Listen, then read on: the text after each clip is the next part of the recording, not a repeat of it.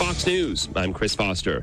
The House Judiciary Committee meets this evening to start deliberating 2 articles of impeachment against President Trump. He says at a rally in Hershey, Pennsylvania, the impeachment hoax is about overturning your great 2016 vote, or in the alternative, trying to win the 2020 election. That's not going to happen. A full House vote on impeachment is expected next week. A shootout with police at a Jewish market in Jersey City, New Jersey, ends with 2 suspects and 3 civilians killed.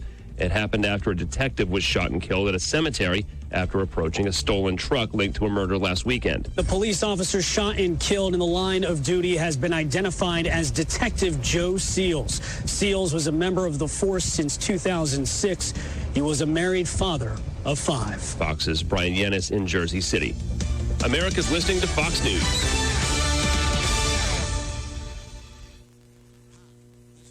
The Fox News Rundown is a weekday morning podcast that dives deep into the major and controversial stories of the day. Hosted by the anchors of Fox News Radio. Subscribe now to hear a perspective of news you won't find anywhere else. Listen now by going to foxnewspodcasts.com. Fox Nation is the streaming service that celebrates America every day. And now through Christmas, we're giving new members 35% off yearly plans. Enter the promo code CELEBRATE at foxnation.com to become a member of Fox Nation now. That's promo code CELEBRATE for 35% off Fox Nation. Start streaming today. It's the holiday season, and it's the perfect time to give that Fox News fan in your life the greatest gift of all, exclusive Fox News gear. Go to shop.foxnews.com and use code RADIO at checkout for free shipping on your first order. Fox News hats, t-shirts, mugs, jackets, travel mugs, and so much more. That's shop.foxnews.com. And be sure to use code RADIO at checkout for free shipping on your first order. Happy holidays from Fox News Channel. Murphy's Builder Supply is where you need to go for all your home improvement projects and hardware needs. They've been serving folks in this area since 1946. Murphy's offers some products and services that you may not know about. They now sell ammunition, both bullets and shells. Murphy's also sells personalized tags for dog collars. They build customized screens for windows and doors. Murphy's can rekey locks, and of course they can make keys. They cut glass for windows, plus Murphy's has monthly doorbuster specials. Check their Facebook page to see what's on sale. Murphy's Builder Supply, 156 Northeast Broad Street, Jesup. For the best car wash at the best price, then go to the new Nips Car Wash, located at 459 Highway 301 South, down from McDonald's in Jesup. Nips Car Wash features state-of-the-art IQ automatic car wash system. Every car or truck that enters the automatic IQ wash system is scanned to capture its unique vehicle profile to give you a great car wash every time. Nips Car Wash also features 2 self-service bays where you can choose from a variety of accessories such as foam brush, tire brush, bug off, wax, clear coat, and spot-free rinse with powerful blowers located in each bay to top off your car wash experience at an affordable price.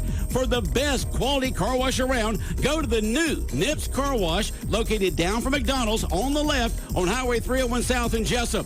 That's Nips Car Wash with a state-of-the-art IQ automatic wash system on Highway 301 South down from McDonald's in Jesup.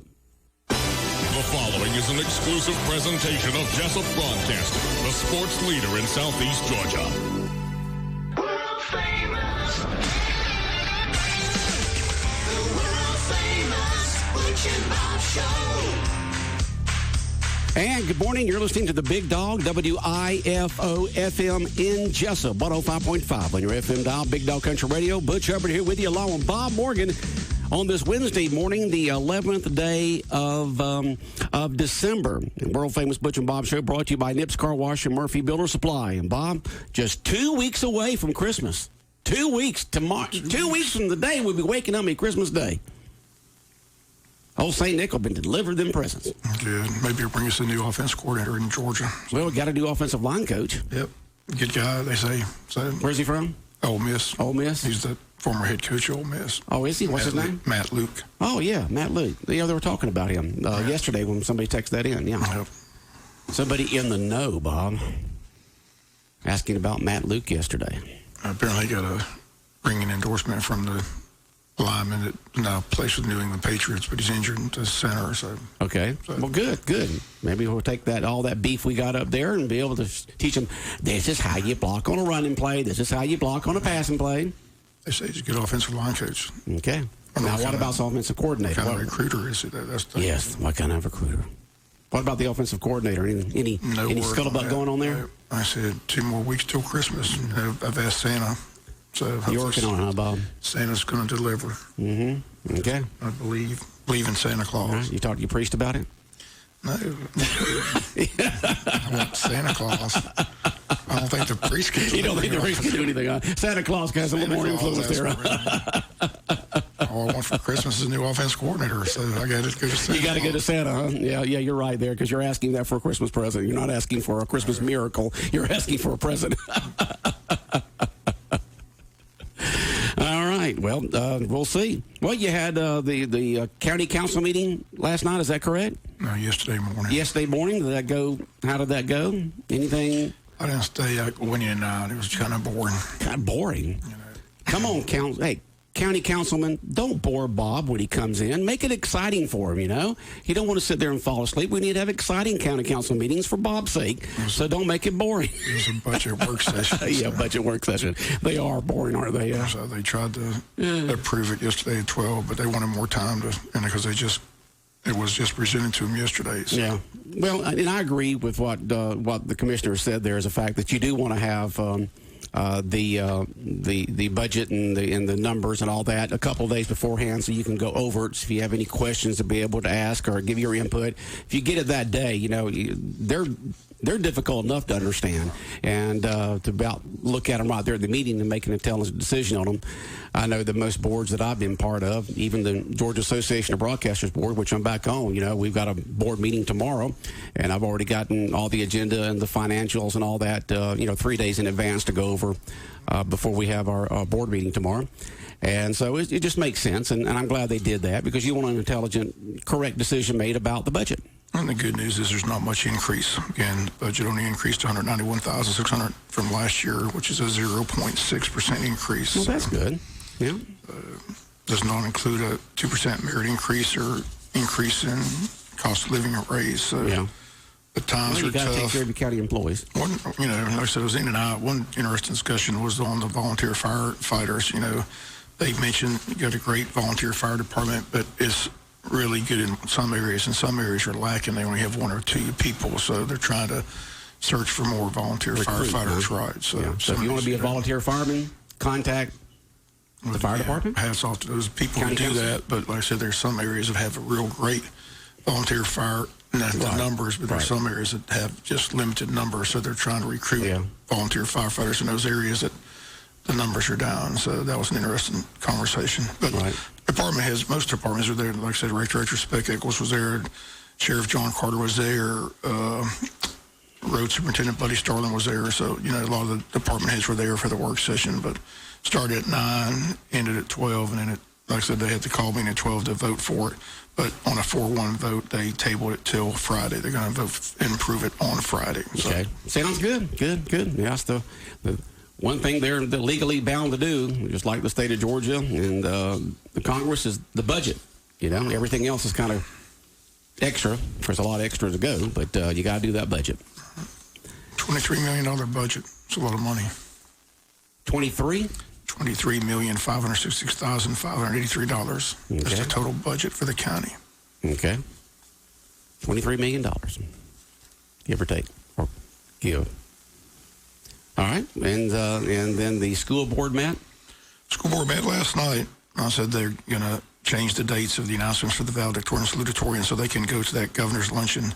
There's some parents upset that the valedictorian and salutatorian from Wayne County in years past has never been able to attend the luncheon because they wait all the way right before graduation to make the announcement, so they don't get to attend. Right. So they want those kids to have the opportunity to attend that luncheon. When's the luncheon?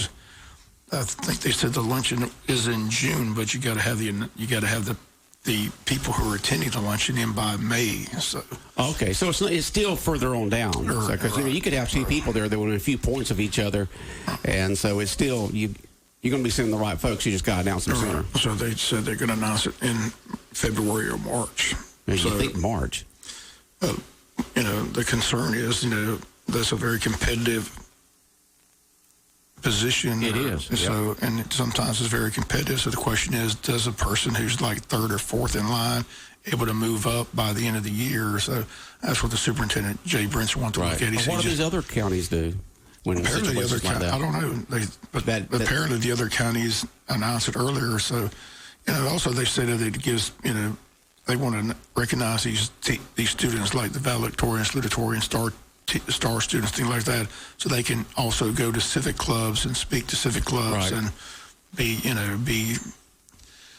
what's the word I'm looking for? Be recognized like they should be. Like I said, they'd like them to have more recognition in the community. So I said the principal, Brett McDaniel, has an advisory board. The advisory board brought this to his attention, wanted it to be changed. So he brought it last month. The board listened, but they were kind of apprehensive, but he had a better presentation this evening. He had all kinds of slides and, documentation. He did his homework, so the board agreed and thought that it's supposed to be implemented in the year 2022, but they want it to be implemented next year. So, but the reason they're doing it in 2022 is to put it in the handbook and let everybody know what the guidelines are, so nobody gets blindsided and didn't know all the information beforehand. So so it won't be 2020; it'll be 2021. Right. It won't take this year, but hopefully they have it implemented by next year. And they did the school calendar of next year. School starts next year, August 10th.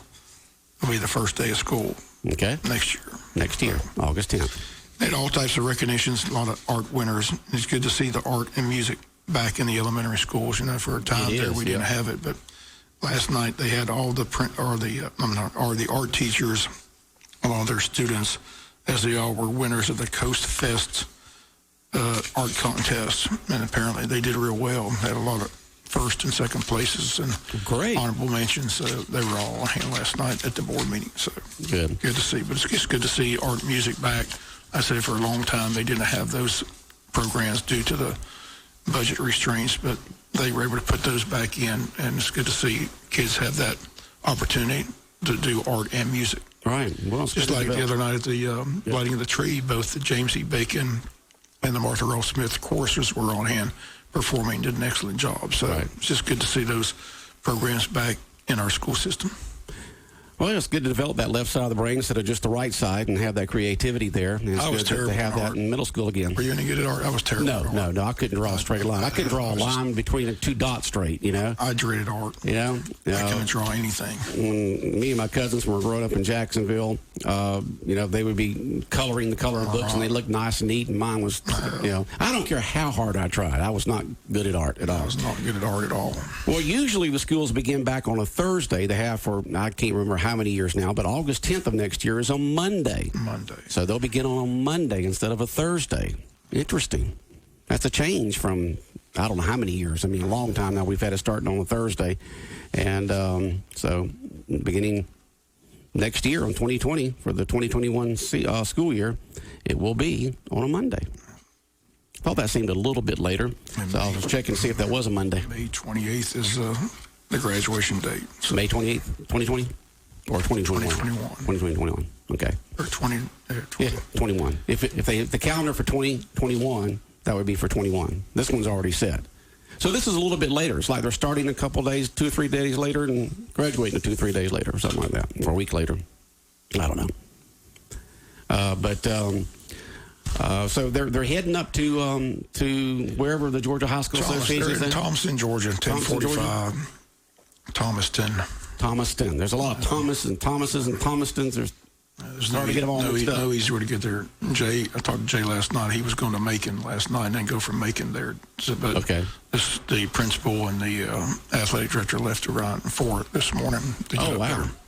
Because they meet at 10:45 as they're scheduled. We going first or Ware County? Ware County's first at 10:30, and then we're at 10:45. And both of us trying to get out of that region. I think it starts at 9. There's like 7, 8 schools up there. We're not the only ones in this situation. And then there's some other appeals, like suspended players. Beach has got an appeal up there. They got some players kicked out for being ineligible, so they're appealing that decision by the Georgia High School Association. But don't know what good it's going to do if they overturn it because the season's over. Well, maybe it has to do with winning the game. Wins and losses. Wins and losses is what it has to do, yeah. Well, we wish them all the best of luck up there. You know, it's even further for Ware County to drive up to the Macon area for games than it is us. And as we were talking before we went on the air, it's one thing that was just football, but you're talking about all the sports, every single one of them. From soccer to basketball to cross country to track to tennis, all you think of the volleyball, all of them.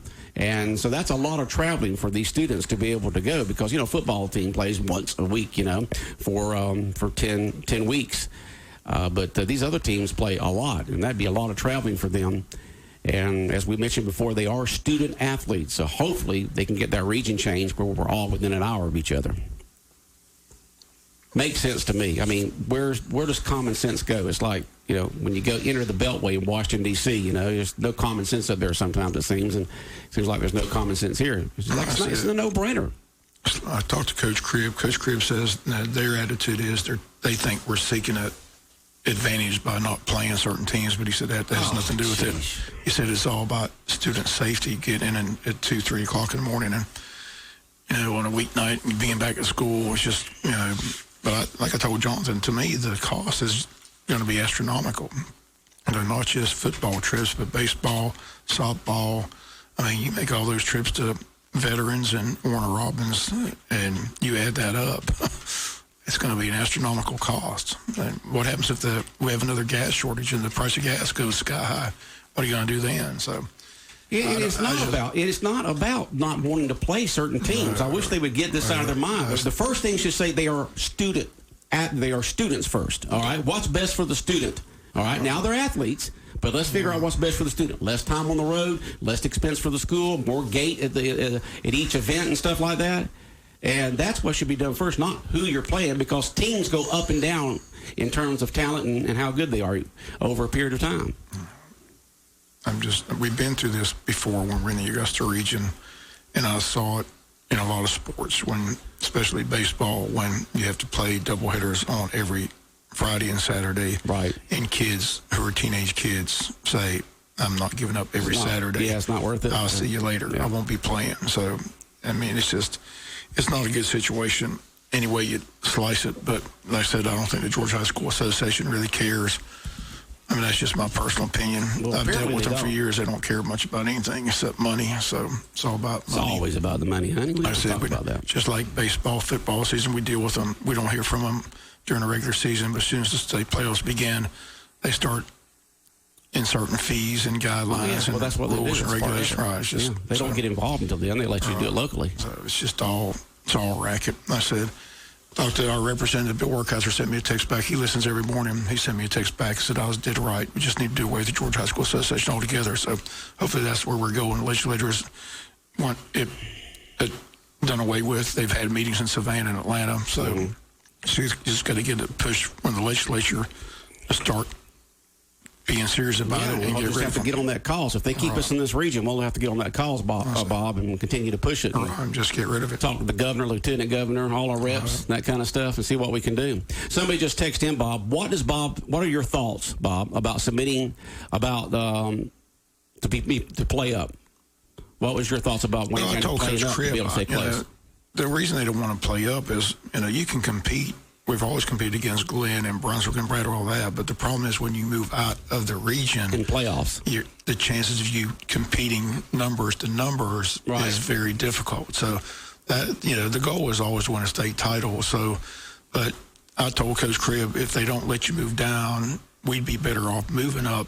Just due to the cost factors alone. Like I said, we can compete with Glenn. But who would play? Would it? I mean, where's a region that hasn't we'd move in with Glenn and Brunswick and Bradwell and all that. We move up in Statesboro. Statesboro moved up to that 6A region, so you move up to that region. They have a slot for us to be able to move into? They could let you in. They could let you in.